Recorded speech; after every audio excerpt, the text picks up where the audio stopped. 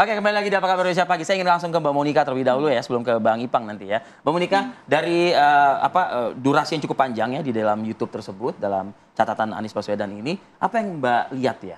Kalau mungkin tadi dari narasumber kita yang sudah berbicara, ada rasa mungkin ketidakpuasan, ketidakikhlasan, bahkan menyebut terang-terangan menyesal, kan begitu. Anda mendapatkan apa nih dari pernyataan? Jadi kali ini kita tampilkan dengan cara yang berbeda karena lebih saintifik ya. Jadi kalau misalnya bisa dibantu jadi kita menggunakan artificial intelligence yang akhirnya bisa mengcapture bagaimana ekspresi mikro yang lebih dekat gitu. Nah, kalau biasanya secara mata awam akan melihat hanya parsial-parsial saja yang penting, tetapi ini kemudian digabungkan dengan keseluruhan, begitu ya. Nah, kalau kita lihat ini ada yang namanya kuadran polar area, di sini akan melihat bagaimana seseorang itu apakah punya high control atau low control terhadap situasi di 14 menitan itu, begitu ya. Dan ternyata ini kondisinya adalah low control. Nah, apa artinya? Artinya adalah dia tidak mengontrol emosinya pada saat itu, sehingga mudah bagi kita untuk membaca gitu. Sementara kalau high control ini maka dia mengontrol setiap emosinya, sehingga bagi kita lebih sulit begitu ya.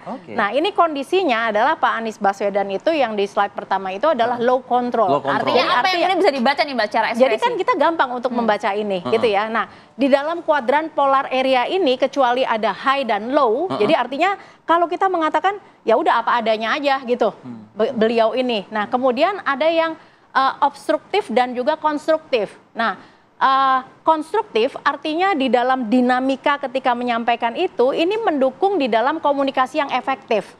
Sementara yang disebut dengan obstruktif ini gitu ya, tadi itu yang konstruktif gitu. Ini lebih kepada sulit untuk menciptakan komunikasi yang efektif, dan ternyata ya durasi itu adalah lebih obstruktif begitu ya. Artinya tidak mendukung kepada komunikasi yang efektif kalau pada saat itu kita mau berkomunikasi dengan yang bersangkutan. Seorang Anies Baswedan, betul. Yang kita tahu kan ahli sekali dalam retorika, berkomunikasi. Ahli dalam hal beliau ini memiliki kemampuan itu, tetapi kalau kita dari pihak eksternal ini sulit gitu di kondisi itu. Padahal kondisinya adalah memang sesuatu yang diinginkan kan, karena beliau membuat di akun YouTube-nya sendiri, begitu. Nah, itu tadi kalau kita lihat adalah ini ekspresinya apa adanya, tanpa ada sesuatu yang harus ditutup-tutupi. Tetapi kalau kita membaca ini, eksternal akan membaca dalam konteks ini susah deh untuk kita masukin nih, gitu. Karena memang tidak agak sulit untuk menjalin komunikasi yang efektif begitu. Ekspresi penyesalan itu nampak nggak, Mbak? Ekspresi penyesalan dalam itu jadi 14 menit itu. Ekspresi yang keluar adalah disgust yang lebih banyak, hampir 50%. Disgust adalah merupakan ekspresi di mana lu gitu banget sih. Jadi kalau kita mengatakan bahwa sebelah itu lebih immoral gitulah. Nah, jadi kalau ekspresi itu yang muncul artinya kan saya sama lu beda. Aku sama kamu beda. Sehingga menganggap bahwa kalau dia mengatakan ini ada penyanderaan dan sebagainya, it's true. Jadi artinya relates dengan apa yang ditampilkan karena ekspresinya seperti itu, begitu ya. Nah, terus kemudian ekspresi apalagi yang muncul yang banyak kecuali si disgust tadi, gitu ya.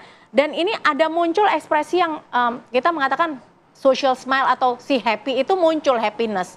Jadi ini masih berelasi juga dengan tadi ketika analisa yang pertama adalah beliau low control, nggak mencoba untuk menampilkan sesuatu sehingga dipersepsikan tertentu oleh publik. Gitu. Jadi apa adanya begitu. Blak-blakan gitu? Blak-blakan. Tapi memang pemilihan kata-katanya ini kan memang tidak seperti yang kita mengatakan blak-blakannya orang yang berbeda lah, begitu ya. Nah, kemudian kalau kita lihat lagi, ini ada juga muncul ya. Jadi kecuali tadi disgust, ini yang banyak, kemudian happy ya dalam kondisi itu, tetapi ada anger, ada kemarahan. Ya berarti kalau dia nyesel nggak? Menyesal gitu ya. Itu terjawab. Dan sesuai dengan apa yang disampaikan artinya. Sesuai dengan apa yang disampaikan. Oke. Nah, Bang Ipang, nah itu dia. Menyambung Bang, tadi yang Bang Monica sudah hantarkan terlebih dahulu Bang Ipang. Penyesalan dan juga amarah itu sangat tampak dalam video tersebut. Ya berarti kan keynote-nya penyesalan dan amarah kan. tapi sebenarnya ya itu intinya pertama. Yang kedua adalah misalnya tersandra.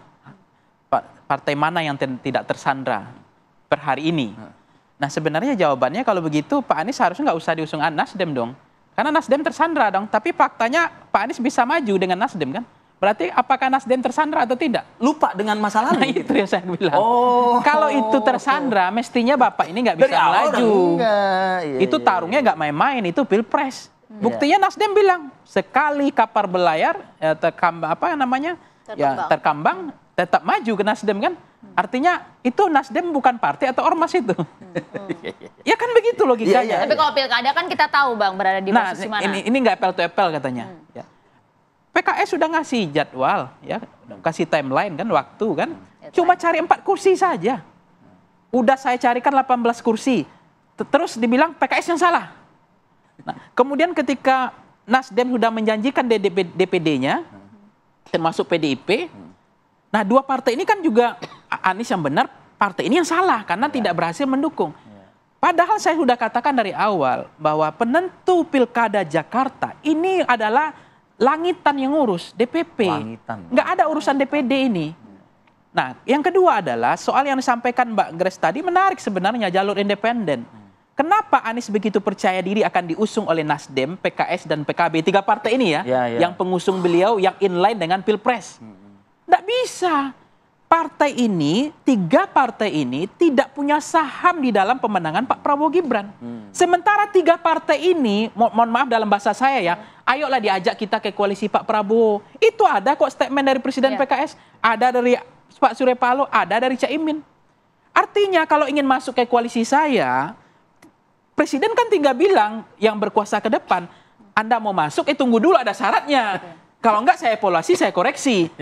Nah kalau misalnya ada intensitas arama Pak Prabowo nggak senang adanya, bukan nggak senang ya, nggak ada keinginan ada lampu yang lebih terang daripada dia, dan dianggap nanti Anies akan lebih terang lampunya daripada beliau, kan bisa redup juga Presiden. Harusnya Anies membaca ini dong dari awal ya? Ya itu sense of politik, membaca itu, perjalanan politik Jokowi dengan Anies, itu kan dipelajari oleh Prabowo. Yang ketiga adalah, selama kan kelihatan memang ketika ada berbeda, gagal, Nasdem salah, PKS salah, PKB salah, Pak Anies selalu benar. Ini kan partai politik, sesuai dengan undang-undang pemilu. Pemilu dan pilkada itu adalah gawennya partai politik. Itu undang-undang pilkada.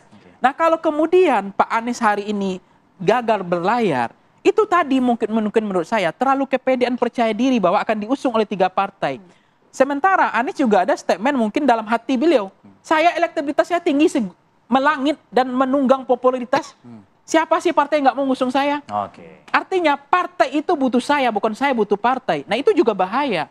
Itu nggak mungkin bisa dibuktikan, tapi bisa dirasakan karena ketidaksiapan di jalur independen. Itulah complicatednya, bahwa beliau tidak akan menyangka serumit ini, Tapi tadi ini. disampaikan juga oleh Mas Anies bahwa khawatirnya justru nanti tidak menghargai ketiga partai yang berniat mengusung Anies di awal itu, jadi sehingga tidak memilih jalur independen. Menurut Anda? Nggak ada persoalan mengawal. Ini kan politik, ini kan begini, mutual understanding, bukan tersandra atau tidak. Ini kan titik persamaan kepentingan. Kan Anies ini di depan publik kan populis ini, nggak ada kesalahan. Ini tokoh yang sentimen positif. Sehingga memang siapapun yang melawan Anies, partai yang menjadi masalah. Jadi maka partai merasa terzolimi juga sekarang. Nah konteksnya adalah, di dalam politik itu seni. Seni berkuasa, seni merebut kekuasaan. Seni juga merebut perahu kekuasaan. Supaya berlayar. Nah kalau kemudian ada mutual understanding yang tidak temu, Anies langsung harusnya mencari mitigasi. Supaya Anies tidak hanya bicara tentang jeroan perut dia. Tapi Anies selalu berkatakan bukan jeroan perut dia, tapi aspirasi rakyat. Iya. Tapi dalam politik, kita tidak bisa hanya bicara tentang isi perut kita. Bicara tentang mutual understanding, bagaimana saling menguntungkan. Cari titik persamaan kepentingan, itu seni dalam politik. Jangan kemudian partai seolah-olah terzolimi ini gitu. Nah tersandra ini partai mana yang tersandra? Kan gitu. Kalau misalnya Pak Anies kemarin itu sudah kurang, kan udah dibantu oleh MK. 7,5%, 20-25, kursi 25%. Udah 7,5% threshold. Kemudian dianggap juga bahwa tersandra udah dibantu dari 20 ke 7,5. Nah 7,5 juga nggak bisa. Artinya apa? Kesalahan itu ada sama siapa? Nggak siapa-siapa, sama rakyat mungkin. Bukan sama Anies, bukan sama partai.